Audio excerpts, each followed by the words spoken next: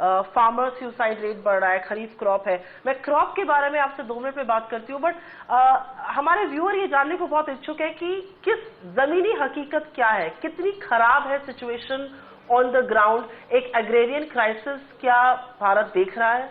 देखिए, ये जब नई सरकार आई उसके पहले भी 10 वर्ष से कोई सरकार चल रही थी, और आपके ध्यान में होगा पहली हरित क्रांति चली थी जी। हरियाणा, पंजाब, पूर्वी उत्तर प्रदेश, दक्षिण के कुछ राज्यों में, और वो बिल्कुल रासायनिक उर्वरकों का आधार था जी। अब उसका परिणाम कुछ दिन तो उत्पादन काफी बढ़ा, लेकिन अब जो जमीन थी उसकी उत्पादकता में कमी आने लगी। पंजाब के हजारों एकड़ जमीन मर गई जी। तो गिरावट शुरू हुई। अब कागज के आंकड़े एक अलग विषय है, लेकिन उसका दुष्परिणाम ये हुआ कि उत्पादकता जिस रफ्तार में बढ़ रही थी वो कमने लगी। अब हमारी सरकार जब आई तो ये जो पिछले 8-10 वर्षों के अंदर जो कुछ हमने किया था, तो बीच में तो लगा जब बहुत बढ़ा, लेकिन उसके परिणाम अब प्रकट होने लगे थे। और दूसरी ओर देश में हालत क्या थी कि किसान को पता नहीं कि उसकी मिट्टी जो है उसमें कौन सी बीमारी है, कितनी दवा देनी है, क्या पौष्टिक आहार देना चाहिए, कौन खाद कितना देना चाहिए, ये भारी संकट था। दूसरा कि 77 मिलियन हेक्टेयर जमीन जो छोटे किसानों का है, हमने जो भी सिंचन की व्यवस्था की, बड़े बड़े फार्म हाउस, आप कई जिलों में जाएंगे महाराष्ट्र में या कई राज्यों में तो देखेंगे जो बड़े बड़े किसानों के फार्म हाउस है, तो पानी तो है वहां। ये 77 मिलियन हेक्टेयर जो 100% लघु और सीमांत किसान हैं, उनके खेत पर पानी नहीं पहुंचा। तो फिर 2 योजनाएं हमने प्रारंभ की, सॉइल हेल्थ कार्ड देश के 14 करोड़ किसानों को मिले, और प्रधानमंत्री सिंचाई योजना चलाई जो अभी प्रारंभ हम करने जा रहे हैं। तो ये दोनों जिसके परिणाम आगे प्रकट होंगे, निश्चित रूप से प्रकट। मैं आपसे ग्रीन रेवोल्यूशन या हरित क्रांति की जो आपने बात करी 2 मिनट में बात करती हूँ, लेकिन इसलिए मैं इस सवाल से मैंने अपना सारा इंटरव्यू स्टार्ट किया क्योंकि हम मार्केट चैनल है, स्टॉक मार्केट चैनल है, हमारे लोग देखते हैं कि रूरल इकोनॉमी का क्या हाल है, किस तरह का वहां पे कंजम्पशन होगा, किस तरह की डिमांड आएगी। उसके चलते एक बहुत ज्यादा चिंता का ये विषय है कि फार्मर की हालत इस समय बहुत खराब है। उसका एक रीजन ये है कि अनसीजनल रेनफॉल हो रहा है, उसका रीजन एक आपने बताया कि उत्पादकता जो जमीन है वो कम हुई है, लागत बढ़ गई है। उसके चलते मैं आपसे जानना चाहती हूँ, as an agriculture minister, do you feel there is a crisis, एक क्राइसिस है क्या? देखिए, ये संकट है जरूर, और मैंने बताया कि जो उत्पादकता कम हो रहा है, तो उत्पादकता बढ़े, उस क्राइसिस से, उस संकट का सामना करने के लिए पहला औजार हमारी सरकार ने, हमारे प्रधानमंत्री जी ने तैयार किया है कि उत्पादकता बढ़ाना। फिर जो जल है, जल और मिट्टी को हमने महत्व दिया है कि इसका अभी उचित उपयोग नहीं करेंगे, इसकी चिंता नहीं करेंगे तो उत्पादकता नहीं बढ़ा सकते हैं। तो ये 2 काम हमने, और तीसरा कि ये सतत उत्पादकता उसका रहे, इसके लिए जैविक कृषि। अब आपको आश्चर्य होगा कि जब हम सरकार में आए थे तो 20-22 करोड़ रुपए थे विभिन्न योजनाओं के तहत जो जैविक खेती की ओर बढ़ रहे थे। इस बार हमने बजट में 300 करोड़ रुपए निकाला है। मतलब सतत उत्पादकता उसका मेंटेन रहे, बढ़े। तो इस दृष्टि से ये भी काम हमने शुरू किया। एक तरह से आप ये कह रहे हैं कि ग्रीन रेवोल्यूशन ने उस टाइम पर शायद हमारा साथ दिया था, पर आज हम उसके दुष्परिणाम भुगत रहे हैं। क्या आप ये कहना चाह रहे हैं कि there are adverse impacts of green revolution? इसलिए कि संतुलित उपयोग रासायनिक खादों का, इसकी व्यवस्था हमने नहीं की थी। सॉइल हेल्थ कार्ड किसानों के पास नहीं था कि कितना देना चाहिए, इसका पता नहीं था, इसलिए उसके दुष्परिणाम प्रकट हुए।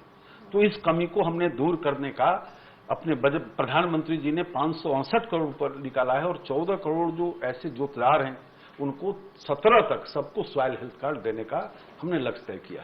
Fair point sir. एक और सवाल है जो बहुत लोग इस विषय में बहुत चिंतित हैं, एंड दैट इज कि खरीफ क्रॉप में थोड़ा मानसून का इम्पैक्ट हुआ था, एडवर्स था मानसून कहीं कहीं, सो खरीफ क्रॉप खराब हो गई थी, और अनसीजनल रेनफॉल ने रबी क्रॉप को काफी हद तक खराब किया है अक्रॉस द कंट्री। आपके असेसमेंट में कितनी खराब हुई है रबी क्रॉप? ये जो खरीफ का सवाल है, मेरी सरकार आई, सूखा पड़ा जी, और ऐसा सूखा पड़ा, ऐसा दृश्य बना देश में कि आज तक में आपने देखा होगा कि भारी अकाल पड़ेगा और 12% वर्षा कम हुई औसत से। लेकिन हमारे मंत्रालय ने, आईसीआर ने कंटीजेंसी प्लान बनाया और राज्य सरकारों ने भी मदद की, वैज्ञानिकों ने मदद की, किसानों ने मदद की और अंतिम परिणाम आपने देखा कि उस वर्ष हमारा जो कृषि जीडीपी है 1.1 में कमी नहीं आई। जी हाँ। बुआई में मात्र 2% की कमी आई और उत्पादन में मुश्किल से 10 लाख टन की कमी आई। मैंने 13-14 में हमारा 267 लाख टन था और 14-15 में 255 हुआ। मतलब हमने उसका असर नहीं पड़ने दिया। इसके लिए हमने खरीफ पे असर नहीं पड़ा, पर रबी पे मैं बता रहा हूँ खरीफ का ये आकलन है। अब जहां तक रबी का सवाल है, आज रबी के संबंध में जो हमारे पास आकलन आए हैं कि 113.98 हेक्टेयर प्रभावित हुआ है, ये अनुमानित है। अब जो टीम जा रहा है तो पूरा आकलन आएगा तो अगस्त महीने में हम ये आपको बता पाएंगे कि हम कितना प्रभावित होंगे, कितना हम इस चुनौती से निपटने में सक्षम हो रहे हैं। ये अगस्त में आपको हम बता पाएंगे। एक बहुत ही डिस्टर्बिंग ट्रेंड जो देखा जा रहा है across the country and not just confined to one state is farmer suicide. बहुत ज्यादा सुसाइड की दरें बढ़ रही हैं।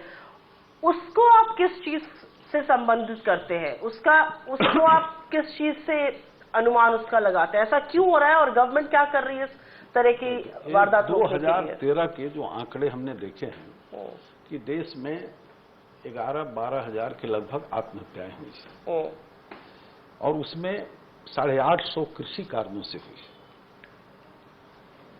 अब किसी कारणों से 800-900 आत्महत्या और 10,000 अन्य कारणों से। कारण चाहे जो हो, संख्या चाहे जितनी हो, एक भी व्यक्ति कोई यदि इस देश में आत्महत्या करता है तो शर्मनाक स्थिति है, चिंता का विषय है। तो निश्चित रूप से जो देश के अंदर नीतियां बनती है उसके जो परिणाम होते हैं, दुष्परिणाम होते हैं, वो आने वाली पीढ़ी को भोगना पड़ता है। अब मैं किसी व्यवस्था को दोष नहीं देता हूं, लेकिन आज जो कुछ हो रहा है वो एक दिन, 2 दिन, 1 साल, 2 साल का नहीं है।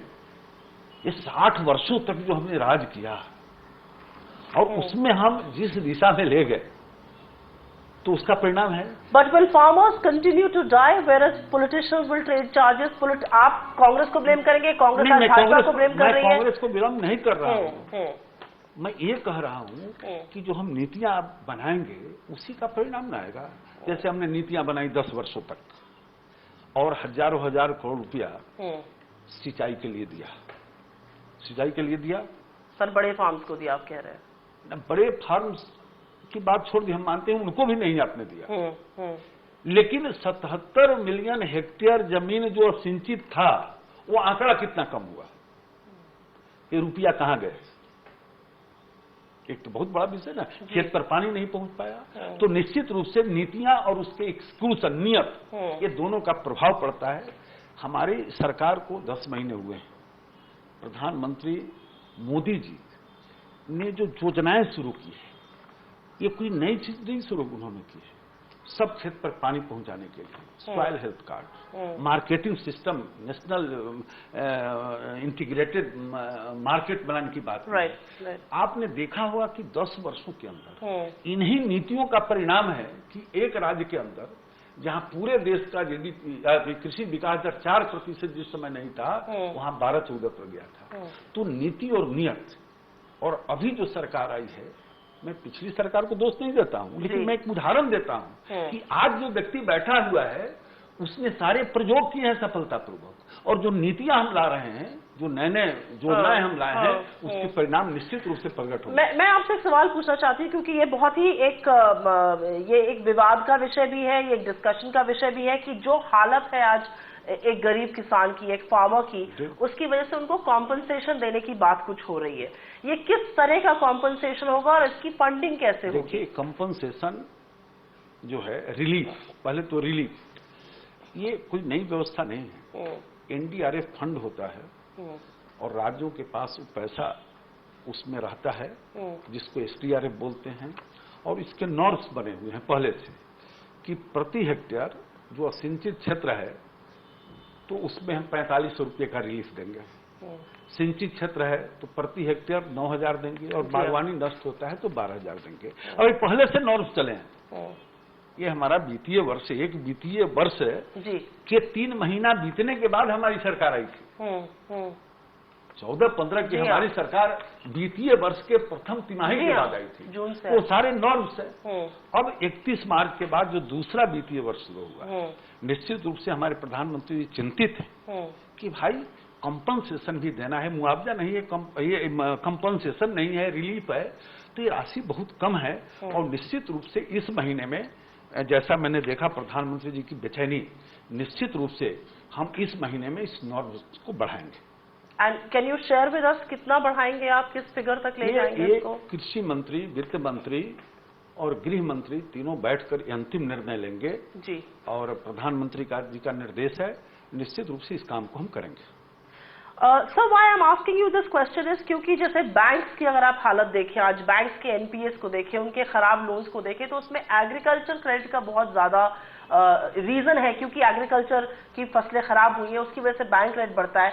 इसलिए बहुत लोग चिंतित है कि कहीं ऐसा तो नहीं है कि आप एक फार्म लोन वेवर की बात कर सकते हैं, क्योंकि बैंकिंग की ऐसी अभी हालत या हेल्थ नहीं है कि वो इस चीज को झेल पाएंगे। देखिए, हमारा जो ऋण, कृषि ऋण प्रवाह है, जी हाँ, हम लगातार बढ़ा रहे हैं। पिछली बार भी 14-15 में भी हमने बढ़ाया था, और 15-16 में भी हमने 8 लाख करोड़ की हमने व्यवस्था की है, और 25,000 करोड़ नाबार्ड के माध्यम से ये हमने व्यवस्था शुरू की है। और उसमें जो किसान को जो समय पर देता है, ऋण चुकाता है, उसको मात्र 4% देना पड़ता है, 3% हम उसको देते हैं। लेकिन कई राज्य सरकारें ऐसी है कि जो अपनी ओर से भी उसमें देता है, जैसे मध्य प्रदेश अब 0 इंटरेस्ट पर देता है। तो ये जो योजना और पैसे जो हैं, राज्यों के पास भी बजट बनता है और भारत सरकार के साथ भी बजट बनता है। Find us on Facebook at facebook.com/etnow and don't forget to click the like button. You can also follow us on Twitter at etnowlive. To stay updated with all our programming, hit the subscribe button on our YouTube channel by logging on to youtube.com/user/etnow.